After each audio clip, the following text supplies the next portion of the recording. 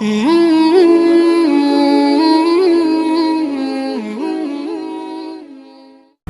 خاتون کا فون آیا، وہ مجھے طارق چوہتائی سمجھ کے فون کر رہی تھی.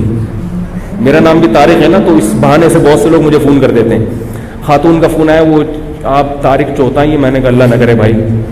میں نے کہا خیر مسئلہ. کہہ رہی وہ آپ نے ایک وظیفہ بتایا تھا، اس سے میری ایک بچی کی شادی تو ہو گئی، 2 بچیاں رہ گئی ہیں، ان کے لیے بھی بتا دیں. میں نے کہا کہ اللہ کی قسم وہ اس وظیفے سے نہیں ہوئی تھی، وہ ویسے ہی ہو گئی تھی. باقیوں کی بھی دعا کریں ویسے ہی انشاءاللہ ہو جائے. میں نے کہا اس سے جا کے تحقیق کریں اس کے اپنے خاندان کی بچیوں کی کتنوں کی شادیاں نہیں ہو رہی. اگر یہ وظیفوں سے ہو رہی ہوتی اس کی اپنی کتنوں کی نہیں. میں نے کہا آج کل تو شادیاں ویسے ہی نہیں ہو رہی ہیں، بندے کریں گے تو ہوں گی نا شادیاں. یہ تو آپ لوگ کتنے ہیں یہاں جو میرڈ ہیں، سارے کمارے بیٹھے ہیں یہاں پہ. جب کرو گے ہی نہیں، عمریں نکلیں گی تو الٹے لٹک کے وظیفے پڑھو، سیدھے لٹک کے وظیفے پڑھو، کچھ بھی کرو ہوگی. ابے بھائی روٹی کھاؤ گے نہیں تو پیٹ میں جائے گی، وہ جو مرضی کرو. جب مردوں نے نکاح کرنا ہی چھوڑ دیا ہے، 40 سال کی عمر میں تم نکاح کرو گے تو لڑکیوں کی شادی کہاں سے ہوگی؟ اور ماں باپ اپنے بیٹوں کو شادی کرنے نہیں دیتے. لڑکے تو کہاں کرنے دیتے شادی، اور روتے کہ ہماری بیٹیوں کا رشتہ نہیں آ رہا. تو بھائی اس لیے نہیں آ رہا کہ دوسرے کے باپ بھی اپنے بیٹے کو شادی نہیں کرنے دے رہے. ایک چھوٹی سی بات کہتا ہوں، وہ موضوع آیا ہے تو چھوٹی سی، پھر میں اصل موضوع کو بس سمیٹتا ہوں، یا آپ ذرا گچی پکڑ کے رکھیں اس کی. آج کسی کا فون آیا کہ وہ ہماری کوئی خاتون تھی، وہ بیوہ ہو گئی تھی، یہ ہو گیا تھا، فلانا ہو گیا تھا. اب بڑی مشکل سے ان کا ایک جگہ رشتہ طے ہو گیا ہے، 1 سال کے بعد شادی ہے. میں نے کہا 1 سال کے بعد کیوں ہے؟ کہہ رہے ہیں وہ لڑکا کہہ رہا ہے کہ میں پہلے اپنے پاؤں پہ کھڑا ہو جاؤں. میں نے کہا آپ لوگوں کی طرف سے تو دیر نہیں ہے نا. کہہ رہے نہیں، لڑکا کہہ رہا ہے میں پہلے گھر بنا لوں، میں کمرہ بنا لوں، میں یہ کر لوں. میں نے کہا ان کے گھر میں کوئی کمرہ نہیں ہے؟ کہہ رہے ہاں وہ ہے. میں نے کہا کیا وہ کھاتے نہیں ہیں؟ بھی کھاتے ہیں، صبح ناشتہ بھی. تو میں نے کہا اگر آپ لوگوں کی طرف سے یہ شرط ہوتی نا کہ نہیں ہم اپنی بہن کو یا بیٹی کو اس حالت میں نہیں بھیجیں گے، اس کے لیے پہلے ڈیفنس میں بنگلہ بھائی ہر ایک کا اپنا ایک معیار ہوتا ہے نا لڑکی والوں کا، تو سمجھ میں آتا ہے کہ بھئی آپ اس کنڈیشن میں بھیجنے پر آمادہ نہیں ہو. اگر آپ آمادہ ہو اور سامنے والا آمادہ نہیں ہے، وہ بہت بڑا بیوقوف ہے. وہ کہنا تو بہت بیوقوف بہت ہلکا لفظ ہے اس کے لیے، لیکن کیا کریں بھئی تقدس بھی تو ہے نا کوئی مسجد کا، اور اسی پہ کلپ آ جائے گا. تو پاگل ہے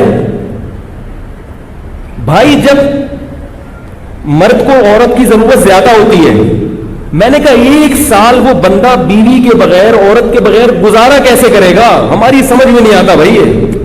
اس ماحول میں جب تمہیں لڑکی خود اپنے حقوق سے دستبردار ہو رہی ہے، وہ کہہ رہی ہے کہ بھائی میں اسی روکھی سوکھی میں تمہارے ساتھ گزارا کر لوں گی، تو لے آؤ یار، فوراً لے آؤ. جا کے بولو ٹھیک ہے، اور کیا چاہیے، گھر بھی بنتا رہے گا، تنخواہ بھی ہوتی رہے گی.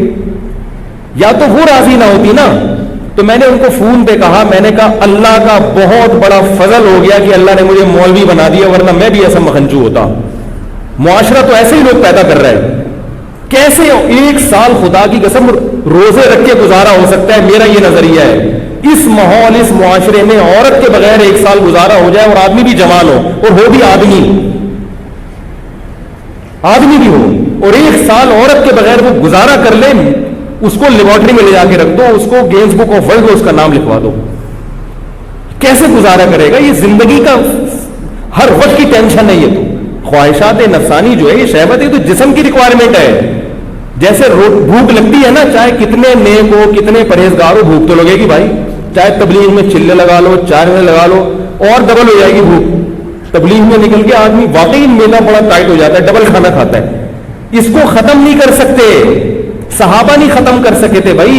عثمان ابن مظعون رضی اللہ تعالیٰ عنہ سفر میں ہوتے تھے، کہتے تھے ہم بیوی کے بغیر سفر کرتے تھے، ہم پہ بہت شہوت سوار ہو جاتی تھی، ہم بہت پریشان ہوتے تھے. صحابی جو نبی کی صحبت اٹھاتے ہیں اتنے پریشان ہو گئے کہ انہوں نے نبی سے اجازت مانگی کہ یا رسول اللہ آپ ہمیں اجازت دیں، ہم کوئی ایسی چیز کھائیں کہ ہم خسی ہو جائیں، نامرد ہو جائیں، ہم سے گزارا نہیں ہوتا عورت کے بغیر سفر میں. تو آپ صلی اللہ علیہ وسلم نے فرمایا کہ نہیں، تمہیں خسی ہونے کی اجازت نہیں ہے. کیا فرمایا؟ تزوج الودود الولود فانی مباہی بکم الامم. فرمایا نکاح کرو. نکاح کیا مطلب؟ سفر میں کر لو کسی سے نکاح. یہ نہیں کہ ابھی جائیں گے تو پھر اس 6 مہینے استخارے نکالیں گے، پھر لڑکی والے آئیں گے تو پھر لڑکے والے جائیں گے. اتنا ٹائم نہیں ہے بھائی، اتنا ٹائم نہیں ہے. سفر میں گئے ہو، کوئی رشتہ میسر ہے، شادی کرو. گھر میں فون کر کے ابا کو بتا دو ہو گئی ہے، ہو گئی. صحابہ کا ایسا ہی ہوتا تھا، ابا ہو گئی. آج تو پتہ نہیں کیا عذاب بنا لیا اللہ کی بندو. 1 سال کیسے گزارا کرتے ہو خدا کی قسم میری سمجھ میں نہیں آتی. یا تو کوئی بہت نیک ہے، اتنا نیٹ کلین پاک صاف ہے، ایسا ہے تو مجھے بتاؤ، میں اس سے اصلاحی تعلق قائم کرنا چاہتا ہوں. بھائی ہمیں تو ایسے لوگ چاہیے، بیوی کے بغیر بھی رہیں 1 سال اور جوان بھی ہوں اور پھر بھی گناہ کا ان کے دل میں خیال نہ آئے، اور ایسے پاک صاف زندگی. یا تو وہ کچھ اور مخلوق ہے، کسی اور جنس کا آدمی ہے، یا وہ بہت نیک ہے.